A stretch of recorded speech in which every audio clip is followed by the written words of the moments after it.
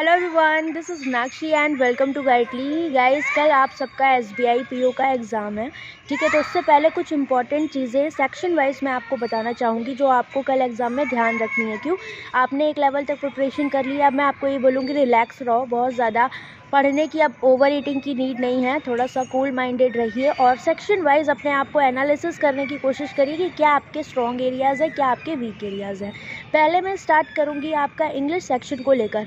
English में देखिए आपको क्या क्या चीज़ें मिल सकती हैं। ईडियम फ्रेजेस मिल सकता है, कनेक्टर्स मिल सकते हैं, आरसी, क्लोज टेस्ट हो गया, रीअरेंजमेंट्स हो गए, पैराजम्बल्स हो गए। तो ये सारी चीज़ें रहती हैं। कभी कभी फ्रेज रिप्लेसमेंट या वर्ड स्वैपिंग, ये सब भी आपको मिल जाता है इसमें। तो जो भी क्वेश्चंस आपके वन लाइनर होते हैं उनको आप पहले करना। आरसी में अगर आपको फियर लगता है कि थोड़ा सा डर लगता है तो आप क्या करोगे, आरसी में आप उन क्वेश्चंस को पहले देखना जहाँ पर आपको डायरेक्टली हिंट मिल रही हो। इन्फ्रेंस बेस्ड को पहले टच करने की नीड नहीं है, ये सबसे लास्ट के लिए आपको रखने हैं, ठीक है। बाकी जैसे कभी हो जाता है ना कि कोई वोकैब आ गई या फ्रेजल वर्ब आ गई, तो उस पूरे सेंटेंस को पढ़ के कभी कभी आपका मीनिंग निकल आता है, फिर बाय ऑप्शन भी आप जज कर पाते हो और टिक कर ले जाते हो, ठीक है। तो आपको ऐसे वहाँ अप्रोच रखनी है। इसके बाद बात आती है आपकी रीजनिंग सेक्शन की, ठीक है। तो रीजनिंग में देखो क्या करना है आपको। जब भी आप रीजनिंग सेक्शन अटैम्प्ट कर रहे हो, पहले पजल पर मूव मत करिएगा।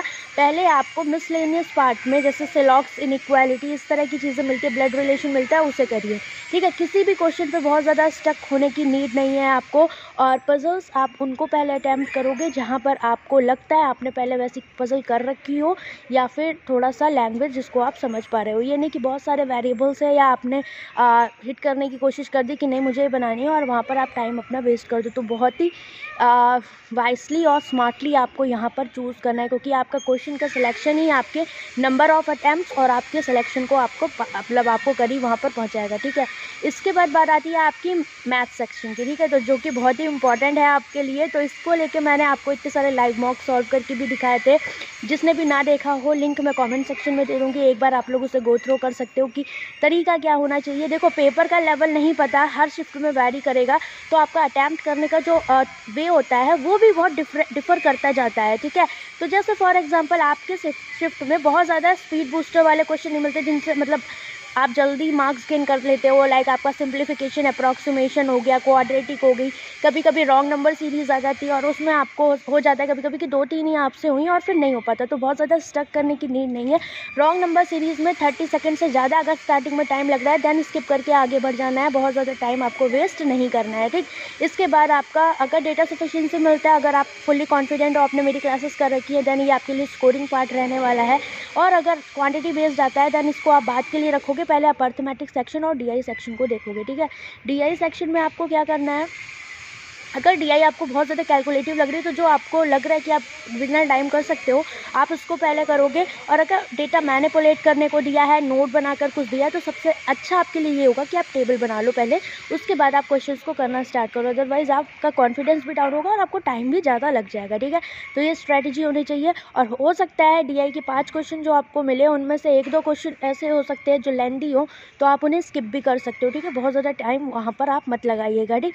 इसके अलावा जो भी आपको कॉन्फिडेंस फील होता है अर्थमेटिक पोर्शन में, जो भी चैप्टर्स में आपको कॉन्फिडेंस लगता है विद इन अ टाइम हो सकते हैं, उन्हें आप पहले कर लीजिएगा। मतलब ये नहीं कहीं किसी भी चीज़ पर रिलाय करके एकदम नहीं जाना है कि नहीं यही मुझे करना है, क्योंकि हो सकता है पेपर वेरी करेगा शिफ्ट के हिसाब से। तो आपको भी अपना जो करने का तरीका है वो उसी के अकॉर्डिंग रखना है, क्योंकि आपको वहाँ बेस्ट से बेस्ट परफॉर्म करके आना है, ठीक है। और बाकी बात रही प्रिपरेशन की, आपने जितना भी पढ़ा है आपने बहुत सही प्रिपरेशन कर रखी है, अपने ऊपर कॉन्फिडेंस रखिए, बिलीव रखिए। सबसे बड़ी चीज़ ये होती है, बहुत ज़्यादा डिस्कशन की ज़रूरत नहीं है जब भी आप एग्ज़ाम देने जा रहे हो कि स्टूडेंट से कैसा हुआ क्या नहीं, क्योंकि कोई मतलब नहीं है। आपने जितना पढ़ा आप उतने में ही अच्छा करके आओगे। किसी ने अगर जाते जाते आपको कुछ भी बोल दिया, पेपर ऐसा है वैसा है, तो अपनी परफॉर्मेंस वैसे ही ख़राब कर लेते हो, ठीक है। तो कूल रहिए एकदम और अपनी प्रिपरेशन पर भरोसा रखिए। आपने जितना पढ़ा है आप अपना बेस्ट देकर आओगे, ठीक है। All the best, bye. All the best to all of you. Bye bye, take care. और जितना भी ज़रूरी सामान है सारा अपना लेकर जाइएगा, ठीक है। एक बार पढ़ लिया करो सारी चीज़ें, सब पढ़े लिखे हो तो सारी चीज़ें देखकर अपना ले जाना। बाकी कल पूरी एनालिसिस जो भी होगा मैं आपको दूंगी, और साथ में सारी कंप्लीट मैं एक साथ ही दूंगी आपको। और इसके अलावा परसों मेरा एग्ज़ाम है सुबह, तो आपको पूरी सेल्फ एनालिसिस मिलेगी, ठीक है। तो bye bye, take care, all the best.